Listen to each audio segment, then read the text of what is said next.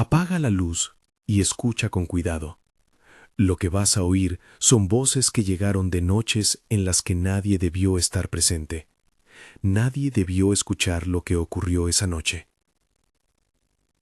Soy Santiago, y estas son historias que me llegaron de gente común. Niñas y taxistas, familias rotas, curiosos que creyeron poder con lo prohibido, y caminantes que aprendieron a no mirar atrás. Cada relato viene con sus olores, sus pasos, su respiración contenida. No te prometo certezas, solo te doy testimonios. Si te sientes observando mientras lees esto, es exactamente la sensación que persiguieron quienes me escribieron. La primera vez que me escribió Casey Beltrán, apenas podía juntar las palabras. Tiene 8 años, dice su madre, y vive en una casa de madera donde la noche no es silenciosa. Las tablas crujen, las rendijas dejan pasar un viento que parece susurrar. Me desperté porque sentí que alguien se sentaba en la cama, dice Casey en la nota que me mandaron. Primero pensé que era mamá, pero las sábanas estaban frías. Noté algo apoyado en mis pies, como un peso que no era una persona, y me dio miedo moverme. Ella cuenta que la casa olía a tierra mojada y a madera vieja, que la noche tenía una temperatura extraña, como si una sombra fría se hubiera acostado encima de su cuerpo. Empezó a rezar, torpemente, repitiendo palabras que había oído de la abuela, sin saber muy bien por qué. El peso fue subiendo, fue pasando por mis piernas, por mi estómago, hasta que casi no podía respirar. Sentí que me tapaban la boca con una mano invisible. Cuando se armó de valor y se destapó, no había nadie. Las sábanas estaban en su lugar, la luz de la luna entraba por la ventana y los crujidos de la casa seguían como si nada hubiera ocurrido. Su madre me escribe que desde entonces Casey duerme con una pequeña luz encendida, que a menudo se despierta en la madrugada llorando, disculpándose con alguien que no está. A veces me dice, mamá, yo no debía haber escuchado esa noche, y yo no sé qué responder. Hay en su voz la culpa silenciosa de quien cuida a un niño y no puede explicarle por qué el mundo a su alrededor ha aprendido a ser peligroso de una sola vez. Lo más inquietante en su texto no es solo lo que ocurrió en la cama, sino la secuela.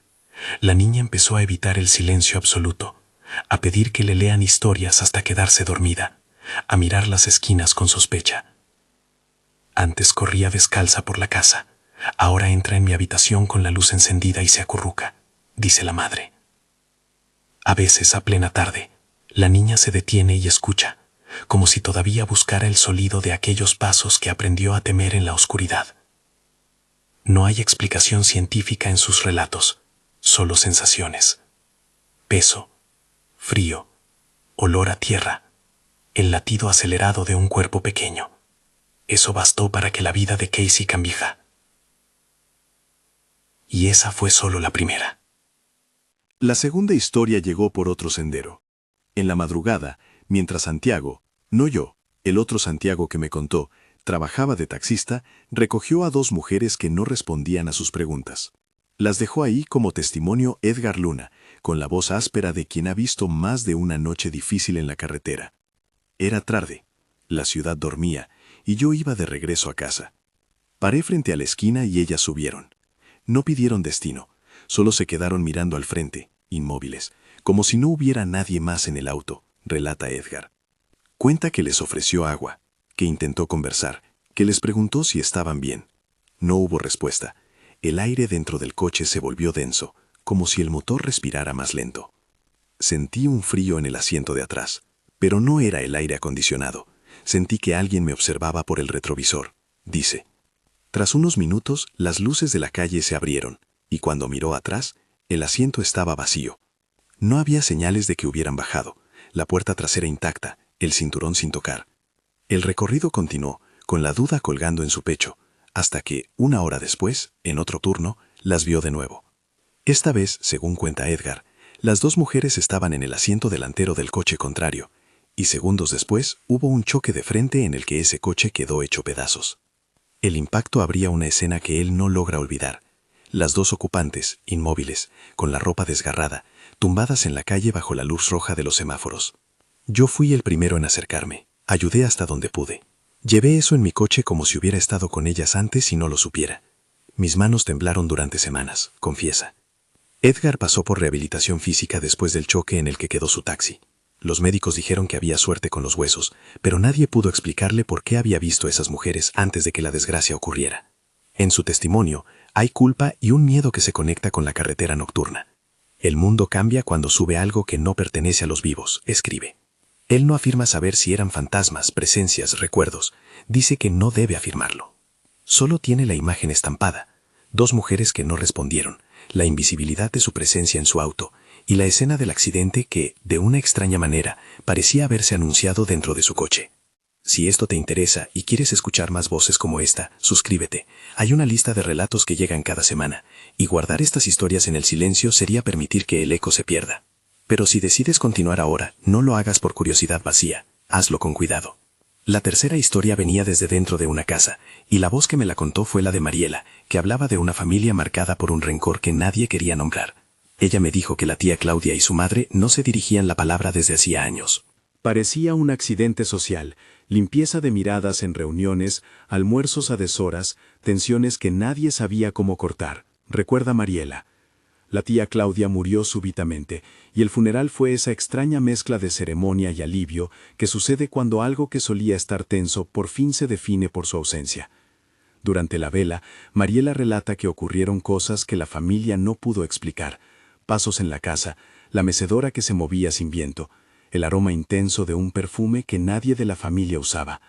Mi abuela, que apenas hablaba, dijo que había visto a la tía sentada en la esquina de la sala, como si esperara que alguien la perdonara, cuenta. Pero no era una aparición grotesca. Según Mariela, fue más bien una sensación, la presencia de alguien que había querido cambiar, y no lo hizo a tiempo. La noche anterior al entierro, la abuela soñó con la tía. Soñó que ella entraba y le tomaba la mano, y en el sueño le pidió perdón, narra Mariela. A la mañana siguiente, las manifestaciones cesaron, los pasos se detuvieron, el perfume desapareció. La abuela despertó tranquila, y por primera vez en años habló con la voz apacible. Me pidió perdón, dijo. Eso no resolvió todo, no borró rencores, no sanó heridas de años, pero trajo consigo un cierre que tuvo la forma de algo que ellos no esperaban, una reconciliación que vino de la muerte. Mariela no afirma que la tía haya regresado, ella relata lo que su familia experimentó, y en esa narrativa hay una lección que repite con voz baja. No dejemos que el orgullo se lleve lo que se puede arreglar en vida. La historia de Mariela va más allá del miedo. Es una historia de remordimiento y de cómo lo no dicho encuentra sus maneras de hablar. Si la tía hubiera pedido perdón antes, probablemente no habría tantas voces rotas en la casa. Nadie debió escuchar lo que ocurrió esa noche, me dijo al final. En su caso, nadie debió tener que esperar a la muerte para oír una disculpa que era urgente en vida. Con Gael la cosa cambia de escenario. Deja la casa y sube a un exconvento en ruinas, donde él y unos amigos fueron en busca de imágenes antiguas y sensaciones prohibidas. Gael, que se define como un explorador urbano, me envió el relato con manos que parecían querer minimizar lo que pasó. No íbamos a causar daño, solo queríamos entrar y ver las estancias vacías, asegura. No detallaré la ubicación ni las prácticas internas, porque no tengo derecho a poner a nadie en riesgo. Solo diré lo que cuenta. Hallaron un grupo de personas con túnicas rojas y un altar pequeño, y algo en el aire se volvió denso, pesado. Ellos creyeron que podían observar desde las sombras, pero una de las figuras del grupo los vio, y según Gael, pronunció palabras que sonaron como una maldición. No puedo repetir esas palabras, porque el límite fue ese. Lo que no debía transmitirse quedó imbricado en una advertencia silenciosa. Comenzó la persecución, linternas que se movían, sombras que no pertenecían a árboles, pasos que respondían a los suyos. Gael cayó en una zanja, se raspó, salió corriendo con el corazón en la garganta, y tuvo la sensación de que algo lo estaba desintegrando por dentro. Sentí como si mi nombre empezara a perderse, escribe. Escaparon, pero no sin costo. Gael dice que perdió el sueño por semanas, que tuvo pesadillas en las que se veía rodeado por figuras en rojo, que el pulso de su vida cambió. Un curandero del pueblo le recomendó no volver a hablar de ello y abandonar la zona. Él admite que esa marcación del cuerpo y del ánimo lo llevó a distancia. Dejó de explorar, cambió sus rutas, y con ello perdió parte de sí mismo que antes disfrutaba de la novedad. Su mensaje es simple y directo. La curiosidad nos llevó a algo que no éramos capaces de entender. Nadie debió estar allí solo por el impulso de entrar. Gael no explica el porqué. No ofrece un diagnóstico espiritual. Lo único que pide es que su experiencia sirva de aviso. No se trata de temer a lugares viejos por ser viejos, sino de entender que la noche tiene capas y que la curiosidad sin medida puede poner en riesgo más de lo que creemos. Los campesinos del lugar les dijeron, apenas los vieron regresar, que habían mirado demasiado donde no debían. Las palabras no fueron más que eso, avisos que, en muchos relatos, suenan como lecciones aprendidas demasiado tarde. En la quinta historia, regresa la carretera, pero esta vez no en taxi ni con 2 pasajeros. Es un caminante solitario que atraviesa un tramo mal iluminado y siente que las lámparas sobre la ruta se mueven. Me llegó por un mensaje anónimo que decía, caminaba y las luminarias me seguían. El narrador cuenta que al principio lo creyó un truco de la vista, el efecto del cansancio. Pero a medida que avanzaba, la percepción se volvió insistente. Las lámparas no estaban fijas. Parecía que algo se posaba en cada una, dejando una sombra corta, un olor fétido como a cosas que la lluvia empieza a podrir. Cuenta que en varios tramos notó pequeños aleteos, como si aves nocturnas se posaran a su lado, pero sin ruido, solo esa sensación de plumas húmedas que rozaban la piel. Yo iba acelerando el paso, y cada vez que me volteaba, algo parecía moverse hacia mí, relata. Llegó a un punto donde la carretera se abrió en un tramo sin luz, y escuchó aleteos intensos, como si un enjambre lo rodeara. Fue la intuición, dice, lo que lo salvó. En lugar de seguir derecho, dio media vuelta y corrió hacia el pueblo.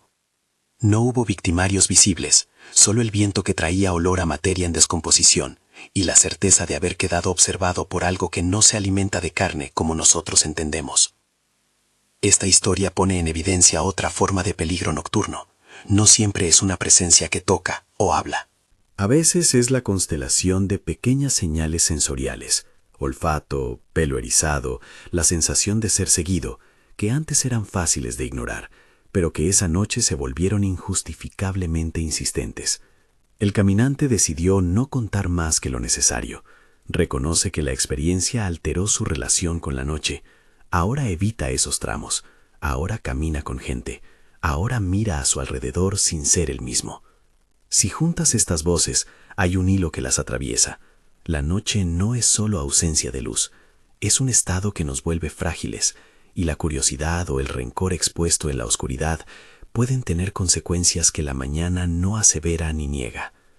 Casey con su miedo infantil, Edgar con sus pasajeros que aparecieron en un coche destrozado, Mariela con la suspensión del perdón que solo llegó por la muerte, Gael con su advertencia sobre entrar donde no debes, el caminante con las lámparas que parecían respirar, todos coinciden en algo que puedo repetir sin validarlo como hecho objetivo, porque lo que me traen son vivencias, no pruebas. Todos de una u otra manera me dijeron la misma frase con distintas palabras. Nadie debió escuchar lo que ocurrió esa noche. Entre las historias aparece una constante que no es sobrenatural, sino humana, la culpa de no haber dicho lo que importaba, la culpa de haber subido a un auto sin preguntar, la culpa de entrar en un sitio porque la curiosidad vence al miedo, y también el efecto palpable en el cuerpo, insomnio, rehabilitación, miedo persistente. En todos los relatos aparece el tacto de la noche, el peso en la cama, la respiración contenida, la mano invisible, y también su registro psicológico, la persona que ya no confía en la madrugada. No voy a ofrecer respuestas sobrenaturales, no es mi lugar, pero hay una enseñanza práctica en la repetición de estas voces, respetar los límites de la noche, reparar lo que podamos en vida, y no entrar a espacio solo por probar la valentía. En el caso de la familia de Mariela, la lección fue más emocional que física. Perdonen antes de que el silencio ejerza su propia justicia. En el caso de Casey fue el cuidado de un adulto que ahora vela por la luz en una habitación infantil. En el caso de Edgar y del caminante fue aprender que prestar atención a las señales puede salvar. Si eres de los que aún necesita confirmar con la razón, puedo ofrecer la única certeza que tengo, la coherencia entre los relatos. No son idénticos, no se encadenan como una sola historia, pero comparten textura, miedo puro, noches en que lo cotidiano se vuelve extraño, consecuencias que no se borran con la primera aurora. Eso basta para quien escucha con atención sienta un escalofrío y quizá mire hacia atrás antes de caminar solo en la oscuridad. Antes de despedirme, te pido una cosa sencilla. Comparte en los comentarios si alguna vez sentiste que no debías estar en un lugar. No nombres direcciones, no des datos sensibles. Cuenta la sensación, el olor, el sonido que te hizo dudar. Estas historias ayudan a construir un mapa de experiencias, no de verdades absolutas, y pueden servir como aviso para otros. Si te interesa escuchar más relatos como estos, suscríbete. Cada semana llegan voces nuevas que piden ser escuchadas. Para cerrar, nadie debió escuchar lo que ocurrió esa noche. Es una frase que resuena en cada testimonio, y que a la vez se descompone en matices. A veces nadie debió estar presente, porque la inocencia no estaba preparada. Otras, porque el orgullo dejó de lado las palabras necesarias. Otras simplemente porque la curiosidad fue más fuerte que el instinto. Lo que comparten los relatos es algo más humano que lo paranormal, una llamada a la prudencia, al perdón y al respeto por aquello que no comprendemos. Si hoy sientes la tentación de salir a buscar emociones en la noche, recuerda a Kissy encendiendo su lamparita, a Edgar viendo a sus pasajeros desaparecer, a la abuela que recibió un perdón a través de un sueño, a Gael que dejó de explorar y a quien regresó corriendo por una carretera donde las lámparas se movían. No es una moraleja fantástica, es una advertencia hecha con voces reales. Nadie debió escuchar lo que ocurrió esa noche. Quizá por eso esas historias llegaron hasta aquí. Para que al menos alguien más pueda elegir no estar allí. Gracias por escuchar. Deja tu historia si tienes una. Respétala, cuídala, y comparte este espacio con quien creas que debe oírlo.